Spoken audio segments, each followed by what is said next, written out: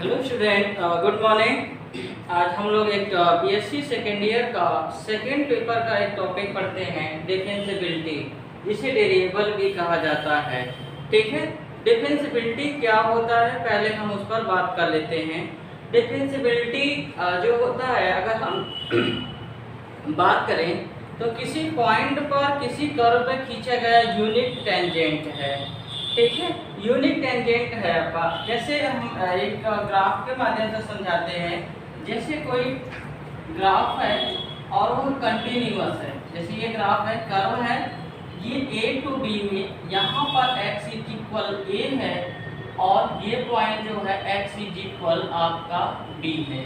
ठीक है, तो ये पॉइंट आपका कोई x नॉट कहीं पर हम पॉइंट ले रहे हैं जो open interval a to b में है, और यह ओपन इंटरवल इस रियल लाइन पर जो कि -इंफिनिटी टू +इंफिनिटी के बीच एक क्या है, ओपन इंटरवल है, जो कि सबसेट है। हमें बताना है डिफरेंशिएबिलिटी क्या है किसी पॉइंट पर। चलिए हम इस पॉइंट पे बात कर लेते हैं। यहाँ पर कोई पॉइंट है x नॉट जो कि a to b open interval में बिलोंग कर रहा है। तो यहाँ पर डिफरेंशिएबिलिटी का मतलब ये होगा कि उस पॉइंट पर पहले तो फंक्शन कंटिन्यूअस होना चाहिए। ओके, तो हम ये बात करें कि f(x) हमारा क्या होना चाहिए, एच कंटिन्यूअस होना चाहिए। ठीक है, at x is equal to x not. जिस पॉइंट पर हमें डिफरेंशिएबिलिटी चेक करना है वहाँ पर फंक्शन कंटिन्यूअस होना चाहिए। जैसा कि हमने एक f(x) में दिखाया, एक कर्व जो लिया है f(x), उससे हमने दिखाया कि ये फंक्शन क्या है, कंटिन्यूअस है। अब जो डिफरेंशिएबिलिटी का मतलब है कि x के नेबरहुड पॉइंट, x का अगर हम नेबरहुड पॉइंट देखें तो होगा x नॉट प्लस h। ये आपका राइट हैंड में पॉइंट होगा, एंड अगर लेफ्ट हैंड में बात करेंगे तो x नॉट माइनस h, जो इसका लेफ्ट हैंड नेबरहुड पॉइंट होगा। इन दोनों के नेबरहुड पॉइंट पर जो x नॉट प्लस h है और x नॉट माइनस h है, वहाँ पर अगर हम बात करें यूनिट टेंजेंट हो। ठीक है, टेंजेंट अगर हम ड्रा करें, ठीक है, ये आपका इस पॉइंट पर जो कि यहाँ पर एक टेंजेंट ड्रॉ करें, तो टेंजेंट अगर हमारे यूनिट हैं, ठीक है, इन दोनों पॉइंट पे जो दिस पॉइंट है एंड दिस पॉइंट है, तो टेंजेंट मतलब कि अगर हिंदी इसकी स्पर्श रेखा होती है, वहाँ पर अगर टेंजेंट यूनिट मिलते हैं तब आपका ये कहा जाएगा कि यह फंक्शन क्या होगा, ये जो कर्व है उस पॉइंट पर वेरिएबल है या डिफरेंशिएबिलिटी। ओके, तो अगर x इज इक्वल टू हम देखें, x is equal to x not plus h है, तो यहाँ पर इस पॉइंट पर x इज इक्वल टू पर, तो यहाँ पर जो y की वैल्यू होगी, यहाँ के अगर पॉइंट की हम बात करेंगे तो पॉइंट होगा x not plus h, f x not plus h, right है। और लेफ्ट साइड का जो पॉइंट होगा वो पॉइंट हम यहाँ पर देखिए लिख रहे हैं x not minus h, f x not minus h। आपको मालूम होगा क्लास 10th में पढ़ाया गया है कि इससे यूनिट टेंजेंट का मतलब, टेंजेंट क्या होता है, एक स्ट्रेट लाइन होता है, और यूनिट टेंजेंट का मतलब उनके स्लोप क्या होने चाहिए, इक्वल होने चाहिए। तो अगर हम स्लोप की बात करेंगे, अब जब आप जानते हैं कि स्लोप का फार्मूला क्या होता है, y2 minus y1 upon x2 minus x1। ठीक है, अब यहाँ पे देखिए ये जो आपका हो जाएगा x1 y1 होगा। ठीक है, तो हम लोग अगर इन दोनों पॉइंट पर स्लोप को निकालेंगे, ठीक है, एक तो पॉइंट आपका यहाँ पर है x नॉट और f x नॉट। ठीक है, ये पॉइंट है आपका। ओके, तो क्या हो जाएगा, f x not plus h minus f x not upon x not plus h minus x not. ये होता है ना y2 minus y1 upon x2 minus x1। ठीक है, क्योंकि पॉइंट देखिए क्या है आपका, ये y2 x2 हो गया, ये y2 हो गया, ये x1 हो गया और ये y1। ठीक है। और h को हमने क्या लिया है, h टेंड्स टू 0, क्योंकि h हमारा क्या है, x not plus h neighbourhood point में वेरी स्मॉल है। तो ये जो आएगा आपका ये राइट हैंड डेरिवेटिव, ठीक है। क्यों, क्योंकि x नॉट प्लस h हमारा क्या है, राइट नेबरहुड पॉइंट है। अब हम ले लेते हैं लेफ्ट हैंड डेरिवेटिव निकालते हैं। लेफ्ट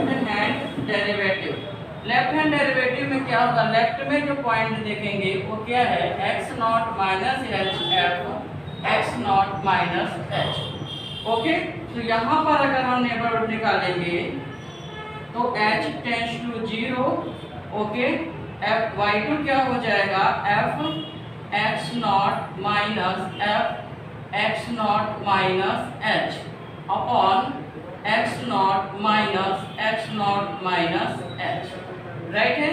अगर इसको हम इसको पहले इसको बाद में करेंगे तो माइनस कॉमन हो जाएगा, ये आ जाएगा limit h tends to 0 f x not minus h minus f x not upon ये आपका आ जाएगा x not minus h minus x not. ये जो लेफ्ट हैंड डेरिवेटिव है, राइट हैंड डेरिवेटिव है, दोनों क्या निकाले गए हैं, x नॉट के नेबरहुड पॉइंट पर स्लोप निकाले गए हैं। x नॉट का जो नेबरहुड पॉइंट है x not plus h and x not minus h, उस पॉइंट पर यह क्या निकाला गया है, स्लोप निकाला गया है, ठीक है। अब स्लोप निकाला गया, अगर यूनिट टेंजेंट की डेरिवेबल की बात होगी तो लेफ्ट हैंड आपका left hand derivative and right hand derivative दोनों क्या होने चाहिए, इक्वल होने चाहिए। तो चलिए इक्वल करते हैं यहाँ पे। तो देखिए लेफ्ट हैंड डेरिवेटिव क्या होगा, लिमिट x टेंड्स टू 0, यहाँ पर दिख रहा होगा f x not minus h minus f x not upon, यहाँ से देखिए x नॉट कैंसिल आउट होगा, माइनस h होगा। एंड अगर यहाँ पे देखें राइट हैंड में तो क्या हो जाएगा, limit h tends to 0 f x not plus h minus f x not upon h, ठीक है। यह x नॉट पॉइंट अगर दोनों वैल्यू सेम आ गई तो कहा जाएगा f(x) is variable at x is equal x naught, ठीक है। at x is equal to x naught पर इस पॉइंट पर यह फंक्शन क्या है, वेरिएबल है या डिफरेंशिएबल है, ठीक है। वेरिएबल और डिफरेंशिएबल दोनों की मीनिंग सेम होती है। तो हमने एक बात कहा कि यूनिट टेंजेंट होना चाहिए। कब यूनिट, एक और बात कर लेते हैं कि ऐसी क्या परिस्थिति आएगी कि यूनिट टेंजेंट नहीं होगा। ओके, तो चलिए हम एक उस तरह का ग्राफ भी खींचते हैं।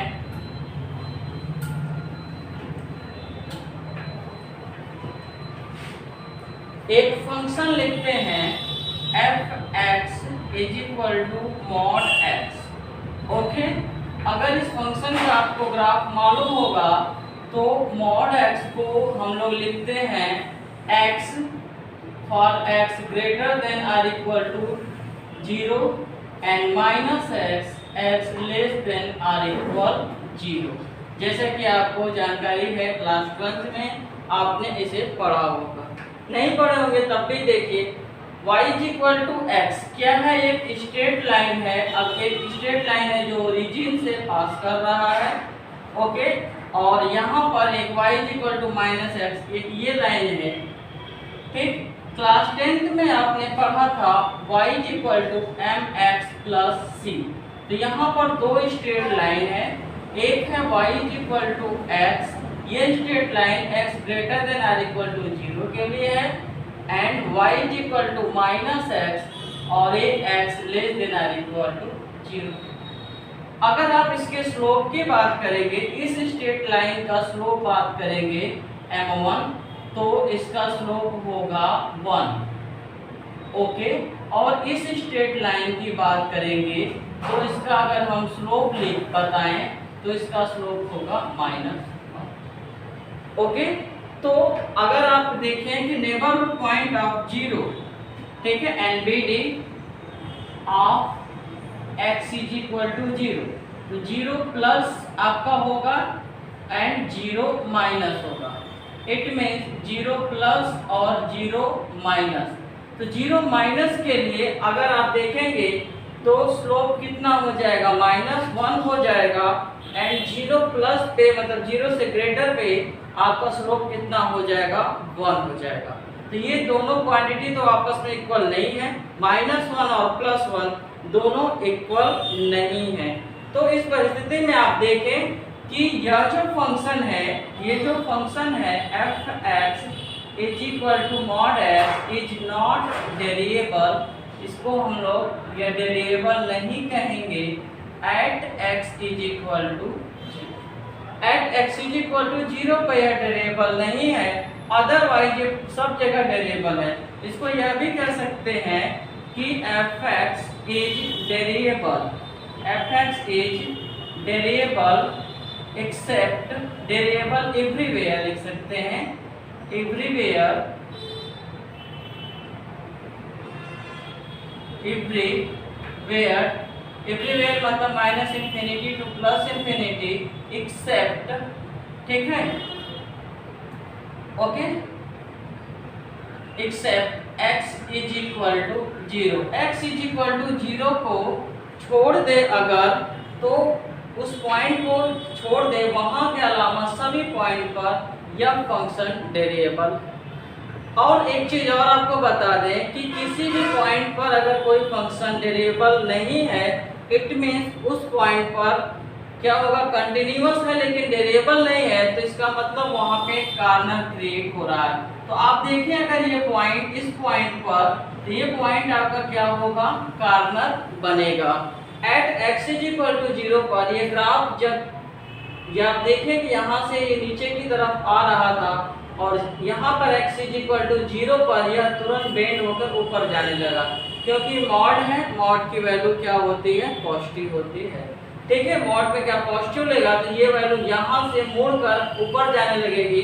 तो कोई भी फंक्शन होगा, कोई भी ग्राफ होगा, जब x एक्सिस को क्रॉस मॉड जब लगेगा तो x एक्सिस को अगर क्रॉस करके नीचे आ रहा है, अगर ये ऊपर की तरफ ही चला जाएगा मॉड लगने के कारण, तो वहां पर कॉर्नर क्रिएट हो जाएगा, कॉर्नर बन जाएगा। और जिस पॉइंट पर कॉर्नर बनेगा वहां पर यह डिफरेंशिएबल नहीं होगा, इट मींस वेरिएबल नहीं होगा। इसका कहने का तात्पर्य ये है कि उस पॉइंट के नेबरहुड पॉइंट पर टेंजेंट यूनिक नहीं होंगे, जैसा कि आपको इस चैप्टर, इस हमने क्वेश्चन के माध्यम से दिखाया कि ये जो f(x) is equal to mod x था, वह आपका x इज इक्वल टू 0 पर कंटिन्यूअस तो है, but x is equal to 0 पर वेरिएबल नहीं है। ओके, एक और हम एग्जांपल लेते हैं, वहां से समझाते हैं आपको।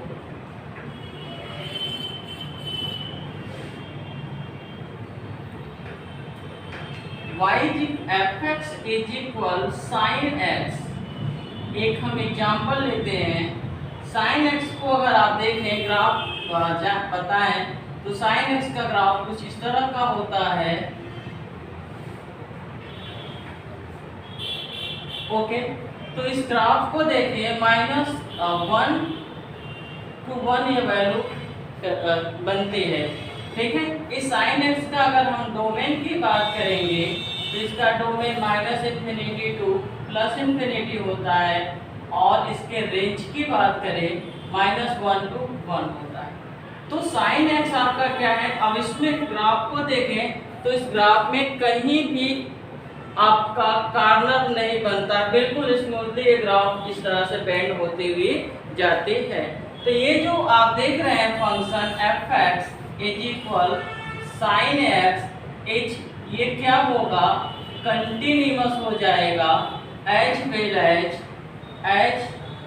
एज वेरिएबल, यह कंटिन्यूअस भी होगा एज वेल एज वेरिएबल होगा एवरीवेयर। बट एक और एग्जांपल लेते हैं इसी sin x के फंक्शन से रिलेटेड। अब इसमें हम मॉड लगा देते हैं, fx is equal to mod sine x। जैसा कि आपको जानकारी है कि मॉड में क्या होता है, मॉड में नेगेटिव वैल्यू को भी पॉजिटिव में हम लोग बना देते हैं, नेगेटिव भी पॉजिटिव बन जाएगा। तो अब देखिए ये पोर्शन तो पॉजिटिव था ही, कोई बात नहीं है, लेकिन ये पोर्शन नेगेटिव था तो यह भी अब पॉजिटिव में ही बन जाएगा, इसको ऊपर कर देंगे। थर्ड पोर्शन पॉजिटिव था ही, ये पोर्शन नेगेटिव था तो यह पोर्शन ऊपर चला गया। ओके, तो आप देखेंगे कि जिस पॉइंट से पोर्शन कट के ऊपर जा रहा है उस पॉइंट पर यहाँ पे इट मीन्स यहाँ पे कार्नर बन जा रहे हैं। और ये पॉइंट कौन है, 0 है, पाई है, 2 पाई है, 3 पाई है, यहाँ माइनस पाई है। इट मीन्स बात करें कि x is equal to n pi, जहाँ n आपका इंटीजर है, इन पॉइंट पर यह फंक्शन कंटिन्यूअस तो होगा परंतु डेरिवेबल नहीं होगा। इन पॉइंट पे डेरिवेबल नहीं होगा। x is equal to n pi, जहाँ पर n क्या है, कोई इंटीजर है।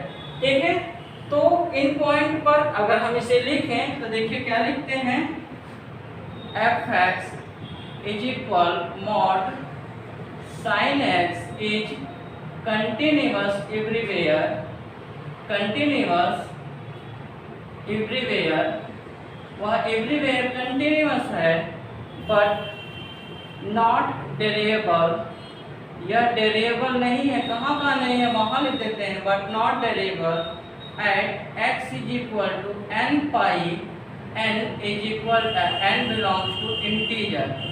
Okay, it means 0 pi, 2 pi, 3 pi, 4 pi, और इस साइड भी माइनस पाई, -2 पाई, -3 पाई।